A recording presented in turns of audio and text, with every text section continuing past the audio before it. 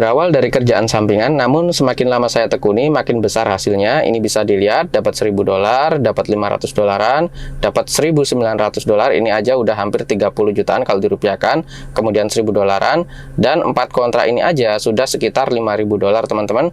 Dan kalau dirupiahkan ya bisa dikalikan dengan kurs rupiah saat inilah. Dan ini kalau saya scroll ke bawah itu ya nilainya memang nggak sampai 1 miliar ya kalau dirupiahkan, namun sudah mendekati lah.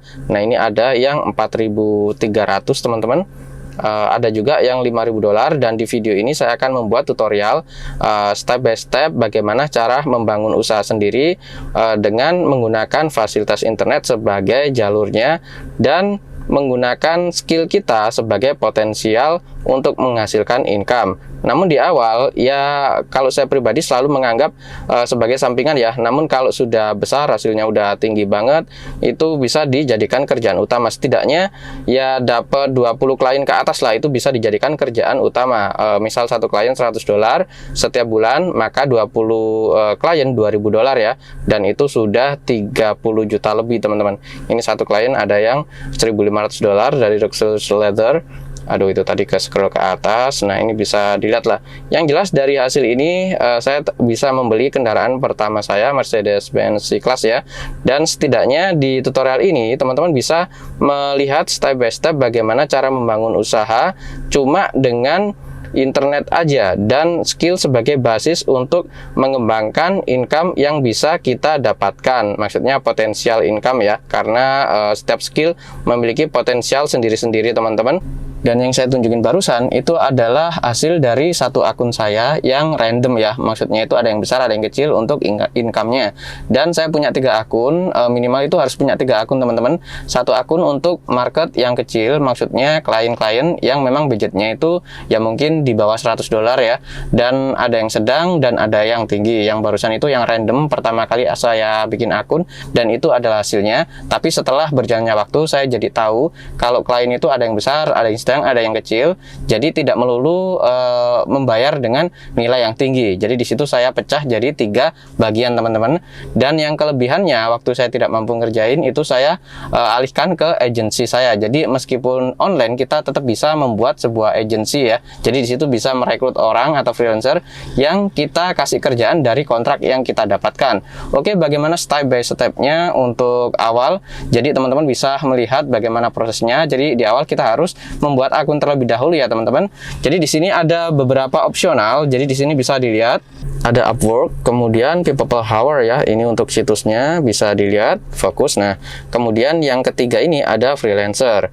Kalau nama situsnya sebentar kursornya ini. Nah, ini freelancer.com untuk alamat situsnya. Yang keempat ini ada Fiverr teman-teman, yang lebih keumuman yang mudah memang Fiverr ya. Namun saya sendiri merekomendasikan 2, kalau enggak Upwork ya People Per Hour, karena di sini itu kliennya ya apa namanya kayak nagih gitu teman-teman. Kalau sudah kerjasama dengan kita terus merasa enak, dia itu akan memperkerjakan kita terus teman-teman.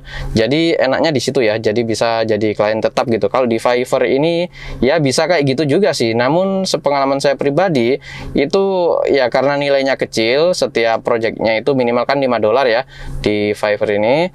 Namun revisinya terkadang itu sampai 2 minggu kayak gitu teman-teman. Dan di situ nggak dibayar. Memang di akhir kadang mendapat tip ya atau uang tambahan. Namun kalau di People Per Hour sama Upwork bisa dibayar per jam. Jadi setiap revisi itu bisa dapat uang tambahan lah. Jadi misal kayak gini, ini di People Per Hour ya. Ini buat motivasi aja, ini untuk kategori logo tentunya. Nah, ini bisa dilihat teman-teman, harganya $60 per project tentunya, dan dia menyelesaikan lebih dari 4.000 teman-teman. Ini kalau dirupiahkan itu wah gede sekali ya. Karena 6 dikalikan 4.000 aja, misal yang 283 ini nggak ada, itu sudah berapa? Dan ditambahkan 01. Misalnya ini dikali 2 aja, 4 kali 2 8 ya. kemudian ditambah 01 jadi 80.000, itu sudah lebih dari 1 miliar kalau dirupiahkan. Tapi di sini bukan 2 tapi 6 teman-teman. Jadi kalau tadi dikalikan 2 di 1 miliaran lebih, kalau dikalikan 6, nah itu beda lagi. Nah ini bisa dilihat ya, ini 800 masih agak kecil, $30, dan ini pun bisa dilihat untuk portfolionya kayak gini, dan ini memang lebih bagus, jadi lebih memikat klien ya. Jadi di sini untuk apa namanya, yang paling pengaruh terhadap kontrak yang kita dapatkan adalah portfolio teman-teman. Dimana kalau portfolio kita bagus, bisa bersaing dengan freelance-freelance yang ada di platformnya, maka di situ bisa lebih besar peluang potensi mendapatkan kontraknya. Nah ini malah gede teman-teman, $180 per satu projectnya, udah 2188 penyelesaian project yang sudah diberesin. Jadi hasilnya itu bisa gede banget, bisa miliaran banget kalau memang potensi skill kita itu berpeluang yang mendapatkan nilai tinggi ya, dalam arti sudah expert setelah, bukan beginner atau pemula, namun pemula pun bisa masuk, sehingga dengan apa namanya, mengasah skill lama-kelamaan nanti kalau sudah expert ya gede juga hasilnya. Jadi kita itu di awal bisa mengasah skill dulu dengan memasang rate harga yang nggak mahal-mahal amat. Dan yang saya maksud mahal di sini ialah ya intinya harganya jangan sampai setara dengan yang sudah expert ya, atau portfolionya yang sudah bagus. Jadi ya setidaknya 25% lebih murah lah dari harga rata-rata kayak gitu. Oke, langsung aja kita registrasi teman-teman. Buka situsnya peopleperhour.com, ini untuk alamatnya ya, people per hour ya. Dan ini projectnya itu banyak banget teman-teman. Kategorinya ada content writing, ini membuat artikel ya yang akan di-input di website atau blog, kemudian SEO, kemudian web development, kemudian logo, kemudian voice over, illustration and drawing, kemudian ada social media strategi, kemudian SEM, AdWords, dan PPC, pay per click ya ini, kemudian sales and calls, admin assistant, kemudian videografi, dan ini bisa dilihat translation atau grafik pun ada. Oke, langsung aja kita registrasi. Ada di bagian sini teman-teman, ada tulisannya sign up ya, kita tekan aja. Nah, kita akan diarahkan ke window kecil kayak gini. Kita pilih I want to work as a freelance di bagian sini teman-teman. Kemudian pilih sign up with email, atau lewat Facebook juga bisa. Kalau saya lebih condong ke email ya. Kemudian di sini adalah nama pertama, nama kedua, email, dan password. Setelah itu kita langsung tekan sign up ya. Jadi di sini saya akan mengisi form ini dulu. Nanti akan saya lanjut untuk bagian sign up-nya. Dan setelah kita mengisi form pendaftaran barusan untuk nama, email, dan password, kita cek email masing-masing ya. Nanti akan ada link aktivasi dari People Per Hour-nya yang dikirim ke email kita. Untuk formnya kayak gini, maksudnya untuk emailnya kayak gini, bisa dilihat teman-teman. Nah kayak gini teman-teman tampilan untuk email dari People Per Hour-nya ya. Untuk aktivasi tentunya langsung aja tekan tombol activate account. Dan tunggu sebentar, ini masih loading. Nah, di sini kita butuh untuk login ulang. Jadi di input email yang sudah kita daftarkan sebelumnya, kemudian passwordnya juga.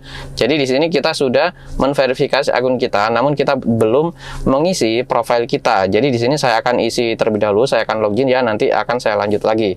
Setelah kita login ulang, kita butuh menyiapkan foto ya untuk profil kita, kemudian diisi juga untuk title dari spesialis atau skill yang kita kuasai, dan siapkan juga bio atau about me tentang diri kita, dideskripsikan pada profil kita itu tadi, dan skill juga kita input. Jadi di sini akan saya input sebagai contoh ya teman-teman. Sebentar, nah ini di input kayak gini lah intinya. Bisa dilihat ya, kalau saya pribadi job title-nya pakai nama Specialist of Graphic Design and Web Developer. Kalau profile picture ini adalah foto kita masing-masing tentunya, ya foto yang rapi lah intinya. Kemudian kalau skill ini sesuai skill masing-masing. Kalau saya pribadi saya input Adobe Illustrator, ada Photoshop, Graphic Design, Custom Web Development, Brand Identity, dan Mobile App Design. Dan untuk about you di sini bagian deskripsi tentang diri kita ya, kayak pengalaman kita. Intinya di sini kita harus mengenalkan diri, kemudian skill spesifik yang kita kuasai kita cantumkan juga di sini. Kemudian goal dari service kita untuk untuk membuat klien kita puas itu apa, itu juga dicantumkan di sini. Jadi ditulis sesuai dengan deskripsi profil masing-masing. Kemudian lokasi, kemudian bahasa diisi juga. Dan di sini rate saya 10 ya, karena di sini saya menggunakan portfolio yang cukup bagus. Meskipun yang ngerjain ya ponakan saya, tapi di sini karena portfolionya bagus, bisa memikat, ya saya masukkan 10 GPB atau pound sterling. Bisa diubah juga untuk rate dari currency-nya. Kursornya mana ya ini? Nah, ini ada 3 USD, kemudian pound sterling dan euro. Setelah itu submit application. Kalau sudah selesai mengisi semua formnya ya. Di sini saya belum mengisi tentang about you atau deskripsi tentang profil saya dan foto profil saya. Jadi di sini teman-teman bisa mengisinya sesuai dengan keterangan yang sudah saya ulas barusan ya. Saya juga mau mengisi dulu teman-teman. Dan yang paling penting untuk pengisian pada title job ya, atau job title. Nah, itu harus sesuai dengan kapasitas skill yang kita miliki teman-teman. Kemudian foto, di situ kita juga harus menampilkan foto yang memiliki trust ya, misal di depan laptop, kemudian dijadikan foto profil di paper per hour profil masing-masing. Setelah itu untuk bagian kategori skill yang kita miliki juga di input, yang ada kolom setiap bagian tadi ya, kayak ada Illustrator, Photoshop dan lain sebagainya. Nah, setelah semuanya terisi, maka kita langsung lanjut ya, atau submit. Nah, setelah itu akan tampil halaman seperti ini teman-teman. Kayak gini teman-teman, you're almost there. How would you like your application to be processed? Jadi di sini ada 2 opsional ya. Kalau yang paling atas ini ada biaya, tapi prosesnya cuma 1 hari. Kalau saran saya yang gratis aja. Saya di Upwork pun gratis, di Fiverr pun gratis, di Paper Hour juga gratis. Dan akun yang saya buat ini juga opsional yang gratis. Memang menunggu 7 hari ya untuk approval. Dalam waktu tersebut kita bisa menyiapkan item-item yang dibutuhkan, kayak portfolio dan lain sebagainya. Setelah kita pilih yang basic, kita tekan tombol proses. Tunggu sebentar. Nah, di sini ada keterangan your application is under review. Jadi di review dulu aplikasi atau pengajuan pembuatan akun di Paper Hour ini kurang lebih 7 hari ya. Di sini ada keterangannya.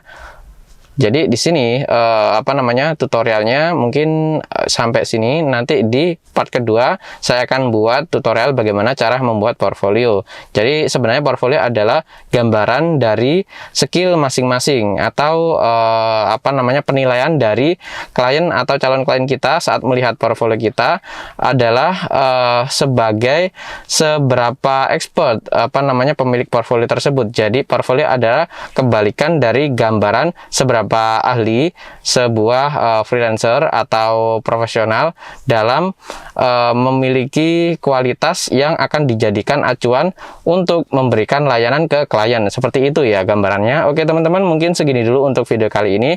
Part 2-nya ditunggu bagaimana cara membuat portfolionya. Jadi step by step akan saya buat di playlist khusus ya nanti di channel Handoko PS ini. Jadi teman-teman bisa melihat urutannya.